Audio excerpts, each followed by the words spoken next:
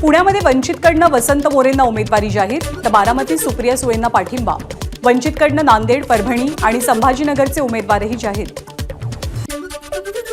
पुणे शहराच्या सर्वांगीण विकासासाठी आणि सर्व जात, धर्मीय आणि वंचित बहुजनांसाठी आपण निवडणूक लढवतोय.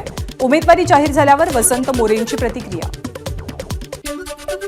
पुणे लोकसभेसाठी उमेदवारी जाहीर झाल्यानंतर वसंत मोरेंच्या कार्यकर्त्यांचा जल्लोष. प्रकाश आंबेडकरांनी दिलेल्या संधीचं सोनं करू, वसंत मोरेंची प्रतिक्रिया. रवींद्र धंगेकर आणि मुरलीधर मोहोळ आपले मित्र आहेत, मात्र राजकारणात कुणीही मित्र नसतो, वसंत मोरेंचं वक्तव्य. सोलापुरात वंचित पाठोपाठ एमआयएम सुद्धा मैदानामध्ये उतरण्याच्या तयारीत.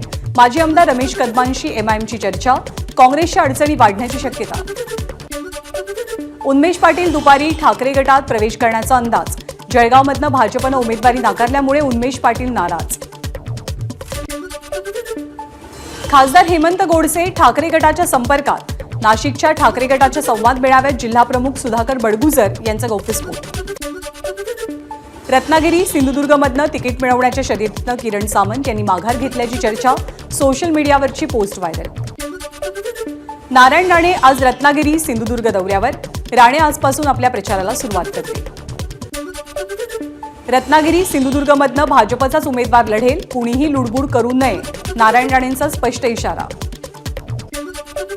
राष्ट्रवादी शरदचंद्र पवार पक्षाची दुसरी यादी आज जाहीर होण्याची शक्यता. रावेर, भिवंडी, बीड, माढा आणि सातारा या 5 जागांच्या उमेदवारांची घोषणा जयंत पाटील करतील. यवतमाळ, वाशिम लोकसभेसाठी महायुतीमध्ये कुणीही इच्छुक नाही, त्यामुळे इच्छा नसलेल्या उमेदवाराला कसं निवडून द्यायचं म्हणून जनता महाविकास आघाडीसोबत असल्याचं दिसतंय. आमदार रोहित पवारांचा विरोधकांना टोला.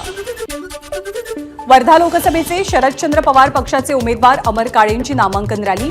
यावेळी शरद पवारांकडनं जोरदार शक्ती प्रदर्शन. संविधान वाचवण्यासाठी भाजपचा बिमोड करायचा. इंडिया आघाडीच्या नेत्यांनी शपथ घेतली आहे, शरद पवारांची माहिती. वर्ध्यामध्ये युवासेना प्रमुख आदित्य ठाकरेंचं कार्यकर्त्यांकडून स्वागत. यावेळी पदाधिकाऱ्यांनी आदित्य ठाकरेंना दिली वर्धा लोकसभेची माहिती. वर्धा लोकसभेसाठी महायुतीकडनं खासदार रामदास तडस आज उमेदवारी अर्ज भरतील. महाविकास आघाडीचे अमर काळे आणि रामदास तडस अशी ही लढत होणार आहे. वर्ध्यामध्ये भाजपचं संघटन मजबूत आहे. शरद पवारांच्या शक्ती प्रदर्शनाचा काहीच फायदा होणार नाही, रामदास तडस यांचं वक्तव्य. हिंगोलीचे खासदार हेमंत पाटील यांच्या कार्यकर्त्यांकडनं मुख्यमंत्र्यांच्या वर्षा निवासस्थानी जोरदार शक्ती प्रदर्शन. यावेळी कार्यकर्त्यांकडनं घोषणाबाजी. मुख्यमंत्री एकनाथ शिंदे आपल्यावरती अन्याय करणार नाहीत, ते सकारात्मक निर्णय घेतील, हेमंत पाटलांना विश्वास. हिंगोलीमध्ये आज महाविकास आघाडीकडनं ठाकरे गटाचे नागेश पाटील आष्टीकर उमेदवारी अर्ज भरतील. अर्ज भरण्यापूर्वी अंबादास दानवेंच्या उपस्थितीत शक्ती प्रदर्शन करण्यात येईल. एबीपी माझा, उघडा डोळे बघा नीट.